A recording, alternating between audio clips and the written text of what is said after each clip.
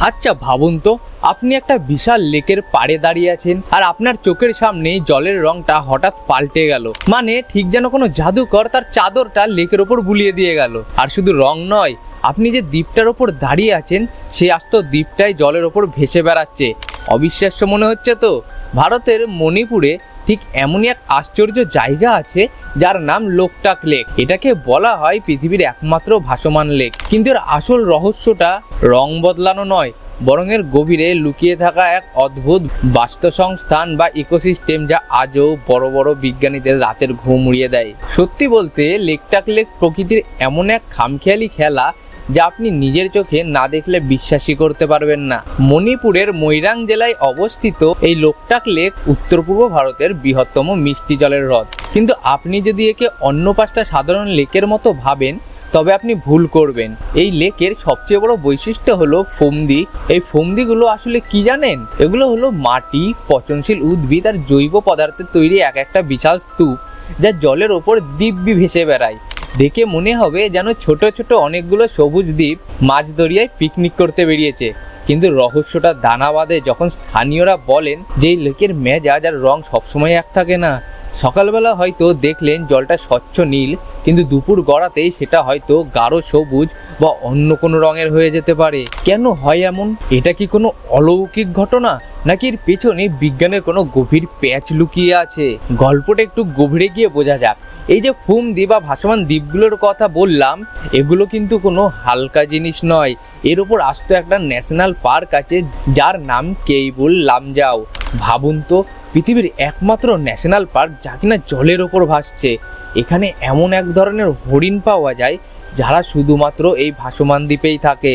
এদের বলা হয় সাংগাই বা ডান্সিং ডিয়ার, কারণ এই দ্বীপগুলোর ওপর যখন তারা হাঁটে তখন নরম ঘাসের ওপর তাদের পা ফেলার ভঙ্গিটা মনে হয় যেন তারা নাচছে। কিন্তু এই মনোরম দৃশ্যটার পেছনে একটা মারাত্মক লড়াই চলে প্রতি মুহূর্তে।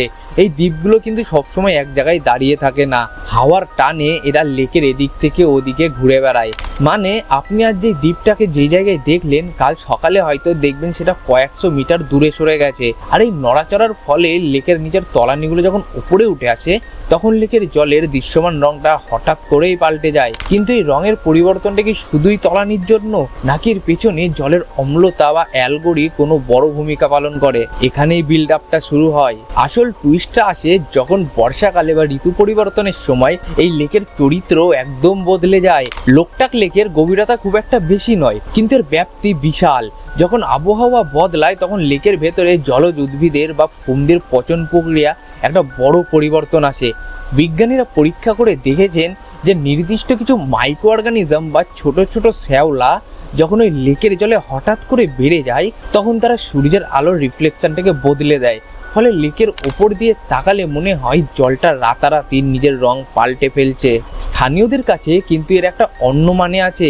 তারা বিশ্বাস করেন যে লেকের এই পরিবর্তন হলো লেকের দেবী লোকটাক লাইমবেরির মেজাজের বহিঃপ্রকাশ। কিন্তু আপনি কি আন্দাজ করতে পারছেন এরপর কি হয়েছিল? গবেষণায় দেখা গেছে শুধু রং বদলানোই নয়, এই লেকটা আসলে একটা বিশাল কার্বন সিঙ্ক হিসাবে কাজ করে।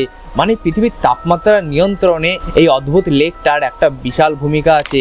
অথচ এখানকার ফোমদিগুলোর পুরুত্ব মাঝে মাঝে 2 মিটার পর্যন্ত হয়ে যায়, যার উপর দিয়ে মানুষ দিব্যি হেঁটে চলে বেড়াতে পারে। এমনকি এখানকার জেলেরা এই ভাসমান দ্বীপের ওপরেই ছোট ছোট ঘর বানিয়ে থাকে। তাদের বলা হয় ফুমসাং। ভাবুন তো, সারা দিন আপনার বাড়িটা লেকের এক প্রান্ত থেকে অন্য প্রান্তে ভেসে বেড়াচ্ছে। ভাবতেই কেমন শিহরণ জাগে, তাই না? কিন্তু এই সৌন্দর্যের আড়ালে একটা বড় সংকট আর লুকানো সত্য আছে। লোকটাক লেকের এই ইকোসিস্টেমটা অত্যন্ত সেন্সিটিভ। যখনই বাইরে থেকে কোনো দূষণ বা কোনো কিছু প্রবেশ করে এর রং বদলানোর ধরনটাও বদলে যায়। আগেকার দিনে মানুষ মনে করত এই রং বদলানোটা কোনো শুভ লক্ষণ, কিন্তু আধুনিক পরিবেশবিদরা বলেছেন জলের রং যদি খুব বেশি গাঢ় বা অস্বাভাবিক হয়ে যায় তবে বুঝতে হবে যে লেকটা বিপদের মুখে আছে। এখানে একটা অবাক করা ইনসাইট আছে। এই লেকটা আসলে একটা প্রাকৃতিক ছাঁকনি বা ফিল্টারের মতো কাজ করে। ওপরের এই ভাসমান ফোমদিগুলো জলের সমস্ত নোংরা শুষে নেয়, কিন্তু যখন এই দ্বীপগুলো অতিরিক্ত বেড়ে যায় বা যখন ইথাইবাদের মতো বড় কোনো প্রজেক্ট লেকের জলের ন্যাচারাল ফ্লো আটকে দেয় তখন লেকটা তার স্বাভাবিক ভারসাম্য হারিয়ে ফেলে। বিজ্ঞানীরা আজও চেষ্টা করছেন এটা বুঝতে যে কিভাবে এই বদ্ধ জলাশয় কয়েকশো বছর ধরে নিজেকে এভাবে পুনর্জীবিত করতে পারে। মানে বাইরে থেকে কোনো ফ্রেশ ওয়াটার সোর্স না থাকা সত্ত্বেও লোকটাক লেক কিভাবে আজও তার সতেজতা ধরে রেখেছে, সেটা এক বড় রহস্য। অনেকে বলেন লেকের তলায় কোনো গোপন ঝর্ণা আছে যা থেকে সবসময় বিশুদ্ধ জল বেরিয়ে আসে, কিন্তু তার কোনো অকাট্য প্রমাণ আজও পাওয়া যায়নি। অবশেষে ব্যাপারটা এখানে দাঁড়ায় যে লোকটাক লেক আমাদের শেখায় প্রকৃতি কতটা শক্তিশালী আর একই সাথে কতটা কোমল হতে পারে। একটা লেক যে নিজের রং বদলে আমাদের সতর্ক করতে পারে, এটা ভাবলে আজও বিস্ময় জাগে। এই লেকটা মণিপুরের লাইফ লাইন। এখানকার মানুষের অর্থনীতি, সংস্কৃতি আর অস্তিত্ব সবই এই ভাসমান দ্বীপগুলোর ওপর টিকে আছে। আজ যদি রহস্যময় লেকটা তার চরিত্র বদলে ফেলে, তবে হাজার হাজার মানুষের জীবন বিপন্ন হয়ে পড়বে। বিজ্ঞানীরা দিনরাত এক করে দিচ্ছেন এর পেছনের জৈবিক রহস্য সমাধান করতে, কিন্তু প্রকৃতি যেন সবসময় তার শেষ তাজটা নিজের হাতেই লুকিয়ে রাখে।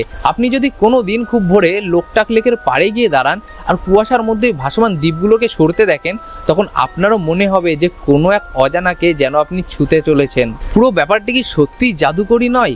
এখানে আস্ত দ্বীপগুলো জলের ওপর ভেসে বেড়ায় আর লেক নিজের খেয়ালে রং বদলায়। লোকটাক লেকের এই রহস্য আমাদের চোখে আঙুল দিয়ে দেখিয়ে দেয় যে উত্তর পূর্ব ভারতের প্রকৃতিতে আজও এমন অনেক কিছু লুকিয়ে আছে যা আমাদের কল্পনার বাইরে। আপনাদের কি মনে হয় লোকটাক লেকের এই রং বদলানো কি শুধুই পরিবেশগত কারণ, নাকি এর পেছনে আরও বড় কোনো প্রাকৃতিক রহস্য আছে যা আমরা এখনও ধরতেই পারছি না? কমেন্ট করে আপনার মতামত অবশ্যই জানাবেন। আর এরকম রহস্যময় ভিডিও আপনার বন্ধুদের শোনাতে ভিডিওটা বন্ধুদের সাথে শেয়ার করে দেবেন। চ্যানেলটা সাবস্ক্রাইব করে আমাদের সাথে জুড়ে থাকুন আরও আকর্ষণীয় ভিডিও দেখার জন্য। দেখা হচ্ছে পরের ভিডিওতে, ততক্ষণের জন্য ভালো থাকবেন।